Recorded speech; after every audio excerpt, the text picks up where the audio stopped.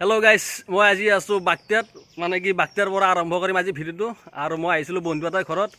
बंधुটো हल नव पाटोवारी এইটো नव पाटोवारी ইয়াৰো এটা চেনেল আছে আপোনালোকে চাব মই ডেসক্ৰিপচনত দি থৈ দিম লিংকটো খুব ধুনীয়া চেনেল হয় চাব আপোনালোকে ধুনীয়া ধুনীয়া ভিডিও বনায় পাটোৱাৰী ব্লগ চাব আপোনালোকে আৰু আজি গৈ আছো আমাৰ পছৰীয়া হাতিয়াতোল মোৰো ঘৰ তাতে হয় পছৰীয়া হাতিয়াতোলত আৰু আগৰ ভিডিঅ'ত এটা সুন্দৰ প্ৰতিভা দেখাইছিলো বলেন দাস আৰু তেখেতে এটা গান লিখিছিল হাজুক লৈ কেনে এই সাহিত্য সভাক লৈ কেনে সুন্দৰ গীত লিখিছিল সেইটো ভিডিঅ' আগৰ ভিডিঅ'ত দি আছে আপোনালোকে চাব যিসকলে চোৱা নাই আৰু আজি সেইজন ব্যক্তি ঘৰলৈকে গৈ আছো আৰু ভিডিঅ'টোত আগৰ ভিডিঅ'টোত কৈছিলোঁ যে তেখেতৰ নেক্সট ভিডিঅ' তেখেতৰ ঘৰ কেনেদৰে থাকে বহুত দৰিদ্ৰ পৰিয়াল হয় কিদৰে খোৱা লোৱা কৰে সকলোবোৰ দেখুৱাম এইটো ভিডিঅ'ত আপোনালোকে চাই থাকক আৰু বহু গান আছে তেখেতৰ লিখা গান তাৰে ভিতৰত আজি 2-3টা আজি আপোনালোকক দেখুৱাম আৰু চাই থাকক আপোনালোকে ভিডিঅ'টো এতিয়া বলক তেখেতৰ ঘৰলৈকে আৰু ফাইনেলি আহি পালোঁ বলেন দাহঁতৰ ঘৰ এইটো হ'ল বলেন দাহঁতৰ ঘৰ চাওক এই বলেন দা ৰখি আছে কাষত এইটো বলেন দা ৰখি আছে এতিয়া বলেন দা ৰুমলৈকে যাম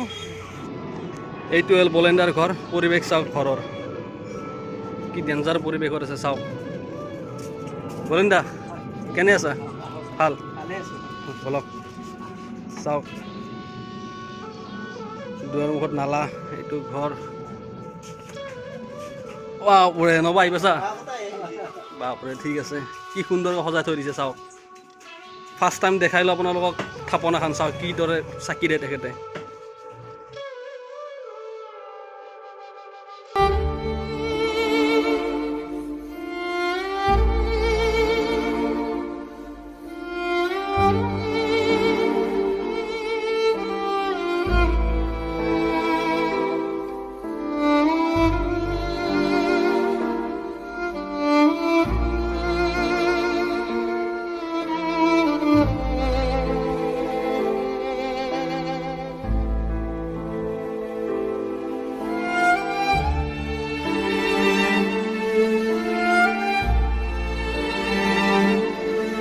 বলেন দা আপোনালোকে গমে পাইছে আগৰ ভিডিঅ'ত বহুত মানুহ আকোৱালি লৈছে বহুতে ভাল পাইছে আপোনাৰ কোনোবা কৈছে কি নাই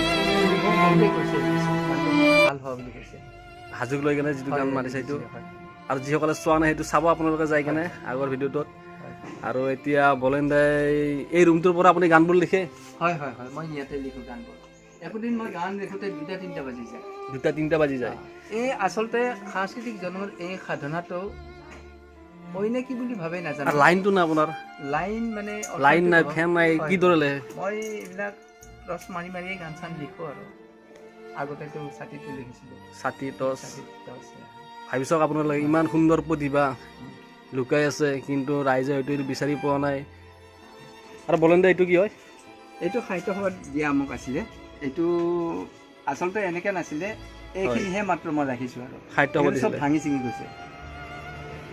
কি সুন্দৰকৈ বনাই থৈছে কিন্তু ভাঙাৰ পিছতো তেখেতে যত্ন কৰি বহুত ইয়াতে তাৰমানে যত্ন কৰি ৰাখি থৈ দিছে চিৰচেনীয়ে আই ভাষা জননী বুলি এখন লিখা আছিলে আৰু যি চাৰ্টিফিকেট পোৱা বুলি কৈছিলে চাৰ্টিফিকেট মোৰ আছে এখন চাৰ্টিফিকেট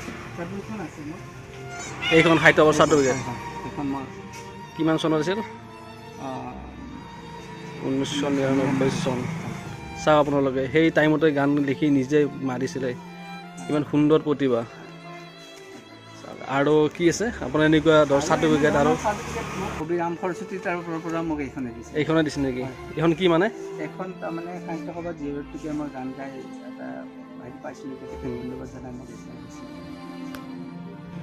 ঠিক আছে আৰু তেখেতৰ সমস্ত গান যি ডকুমেণ্ট যিমানখিনি তাৰ লিখা গান আছে চব এইটো চৌকেছত আছে এইটো ভিআইপিত আছে সকলোবোৰ ইয়াতে আছে কাৰণ ইয়াতে কোনো ধৰণৰ বিশেষ তেওঁৰ গডৰেজ হওক চৌকেছ হওক কোনো একো নাই আপোনাৰ ঘৰটো দেখাই পাইছে চাগে সমস্ত যিমান যি ডকুমেণ্ট আছে যিমান যি আশা আছে চব এইটোতে লুকাই আছে যিমানবোৰ আছে আৰু ইয়াতে আছে বলেন দাৰ মাক বহি আছে আইতা ভালে আছে ককা ক'ত গৈছে ঠিক আছে বলেন দা তই ঘৰটো দেখাই আছোঁ ভাত বনোৱা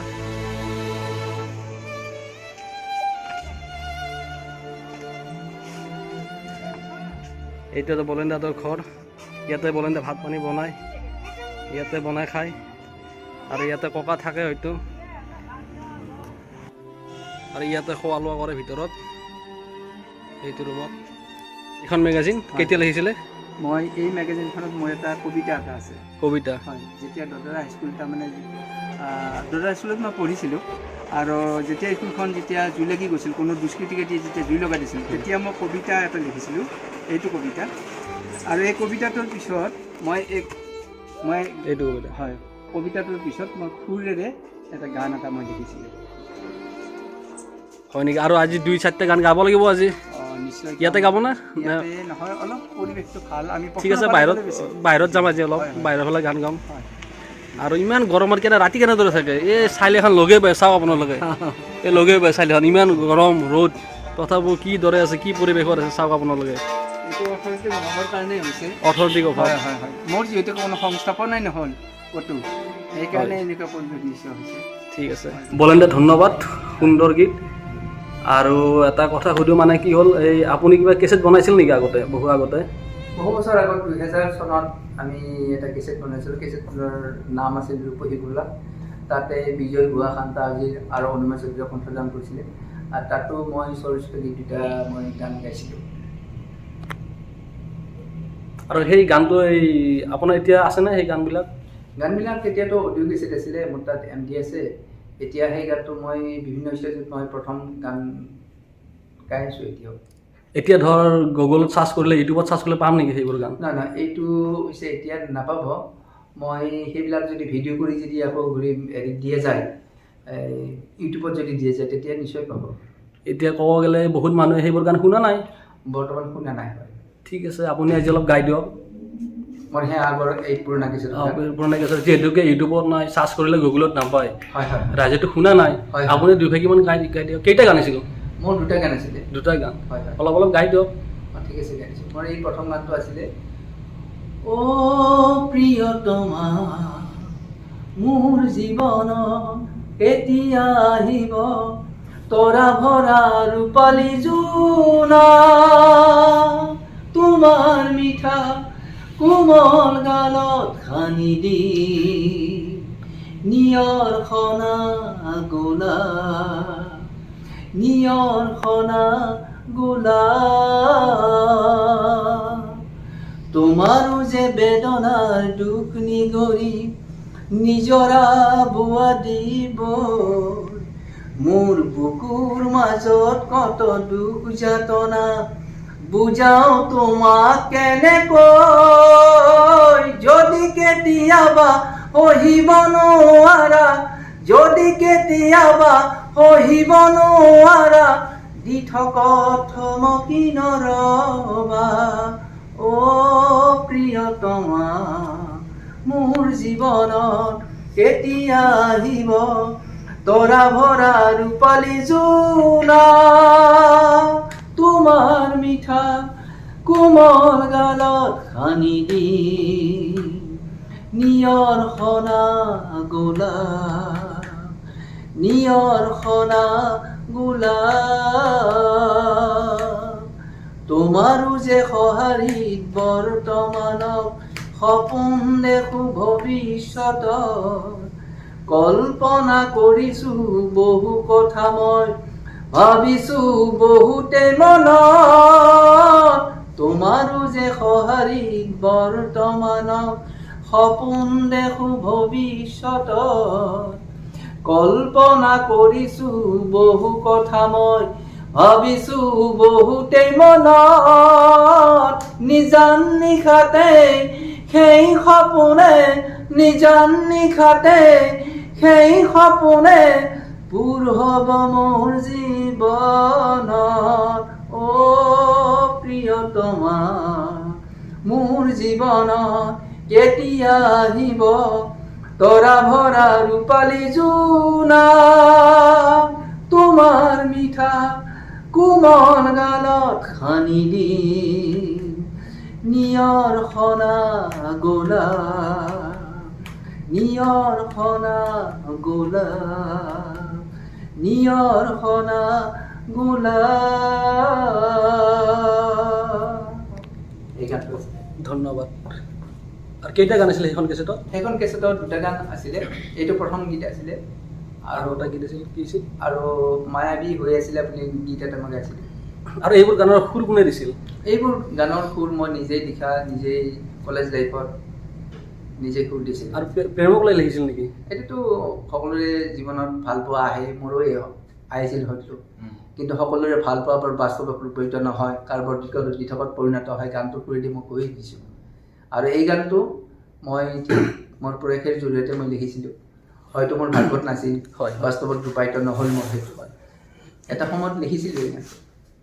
এই গানটো শুনাইছিলোঁ অলপ হ'লেও। মায়াবী হৈ আছিলা মোৰ গীতৰ কলি, অ' মৰমী, বিদায় পৰত দুচকুৰ পানী, নাহা আৰু কোনো দিন এই বাটেদি, সোণালী দিনৰ ভুলবোৰ মোক ক্ষমা কৰি, মচি নিদিবা মৰমখিনি, অ' মৰমী। ৰাতিপুৱাই যাবা অচিন দেশলৈ,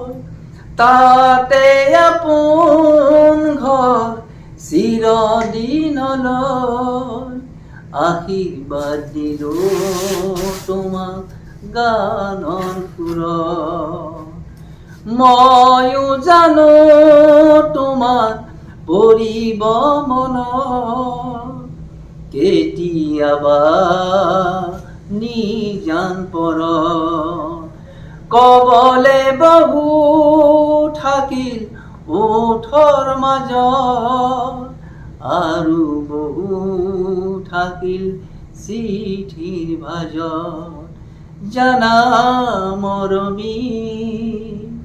অ' মৰমী, মায়াবী হৈ আছিলা মোৰ গীতৰ কলি, অ' মৰমী, বিদায় পৰত দুচকুৰ পানী, নাহা আৰু কোনো দিন এই বাটেদি, সোণালী দিনৰ ভুলবোৰ মোক ক্ষমা কৰি, মচি নিদিবা মৰমখিনি, অ' মৰমী, জানা মৰমী, অ' মৰমী। অঘৰী জীৱন মোৰ গতিহীন অচিন বাট, অঘৰী জীৱন মোৰ গতিহীন অচিন বাট, সেয়েহে আজি মই নিথৰুৱা, তাহানি কালত মই কি জগৰ লগালো, সেয়েহে আজি মই নিথৰুৱা, বিদায় পৰত ওলাই হ'ব অনুতাপ, শেষবাৰলৈ দিবা মোক অভিশাপ, জানা মৰমী, অ' মৰমী, মায়াবী হৈ আছিলা মোৰ গীতৰ কলি, অ' মৰমী, বিদায় পৰত দুচকুৰ পানী, নাহা আৰু কোনো দিন এই বাটেদি,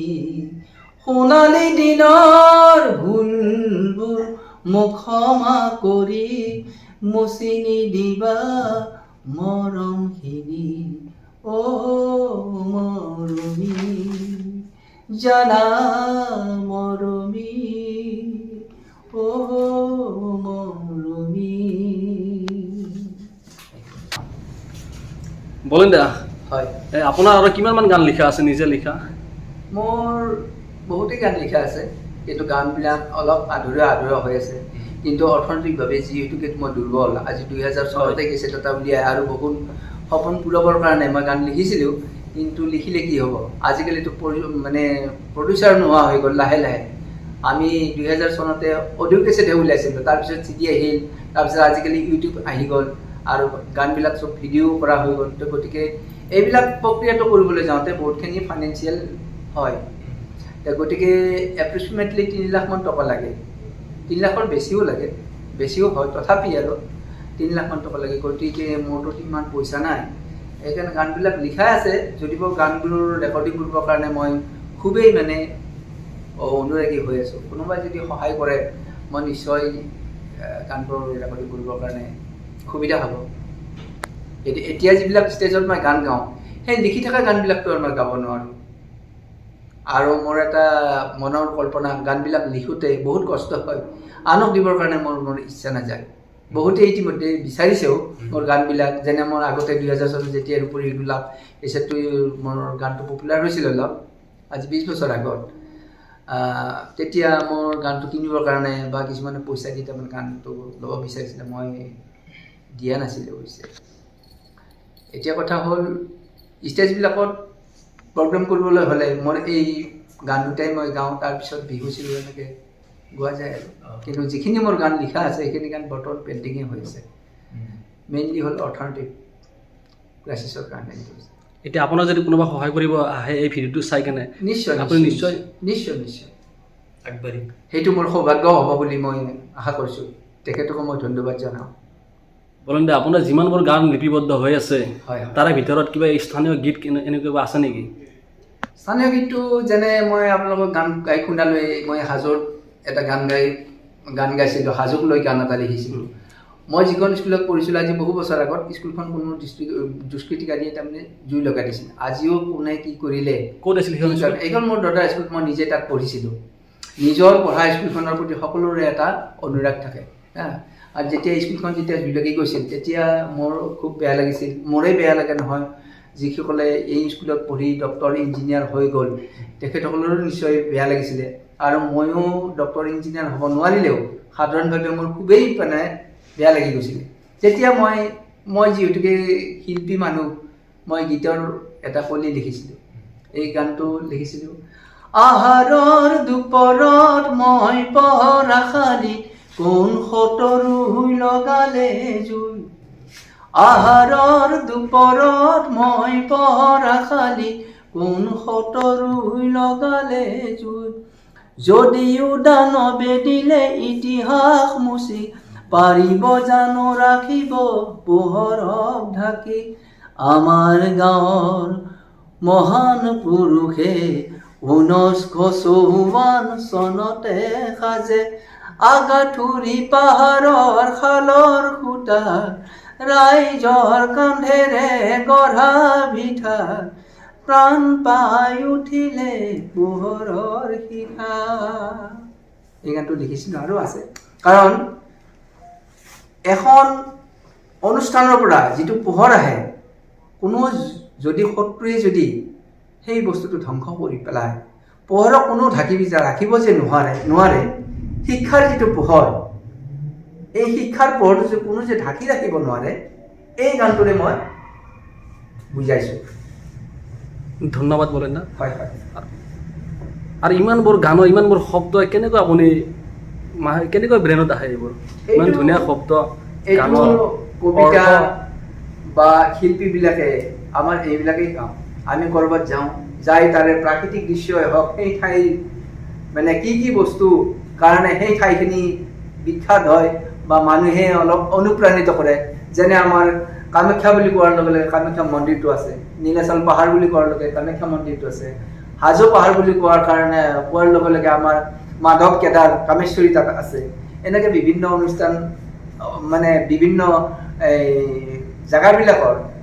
তাৰ যিবিলাক তত্ত্ব, বৌদ্ধিক তত্ত্ব, অৰ্থাৎ সেই ঠাইবিলাক যি কাৰণত অলপ ফেমাছ হয়, বিখ্যাত হয়, সেইবিলাকৰ প্ৰতি আমাৰ মানে হয়, চিন্তা ভাৱ হয়। এই ঠাইখিনি কি কি কাৰণত বিখ্যাত হয় বা কি কি বস্তু ইয়াত আছে, সেই ঠাইবিলাকক লৈ আমি প্ৰথম কবিতা আকাৰে লিখোঁ, তাৰপিছত কবিতাৰ পিছত কনভাৰ্ট কৰি দিওঁ গানৰ সুৰলৈ। এনেকৈ গানবিলাক লিখোঁ। হ'ল বলেণ্ডাৰ প্ৰতিভা আপোনালোকে দেখা পালে। আৰু কোনোবা ব্যক্তি যদি তেখেতৰ এই প্ৰতিভা দেখা পায়, যদি সহায় কৰিব বিচাৰে, তেনেহ'লে ডেছক্ৰিপশ্যনত তেখেতৰ নম্বৰটো দিয়া থাকিব, তাতে কণ্টেক্ট কৰি ল'ব পাৰে আপোনালোকে। আৰু বলেণ্ডে কিবা ক'ব নেকি? নাই, মই বিশেষ নকওঁ আৰু ৰাইজলৈ মই বহুত আশা ৰাখিলোঁ আৰু। ঠিক আছে। আৰু বলেণ্ডে বুকুত বহুত অযুত সপোন লৈ জীয়াই আছে, যেতিয়া আপোনালোকৰ জৰিয়তে যাতে তেখেতৰ সপোন পূৰণ হয় তাকে লৈ আশা থাকিল বলেণ্টালৈ। আৰু চেনেলটো আপোনালোকে লাইক শ্বেয়াৰ ছাবস্ক্ৰাইব কৰি দিব, যাতে ইমানে শ্বেয়াৰ কৰিব যাতে বলেণ্টাই সকলোৱে চিনি পায়। আৰু কি ক'ম আৰু এতিয়া বাই বাই।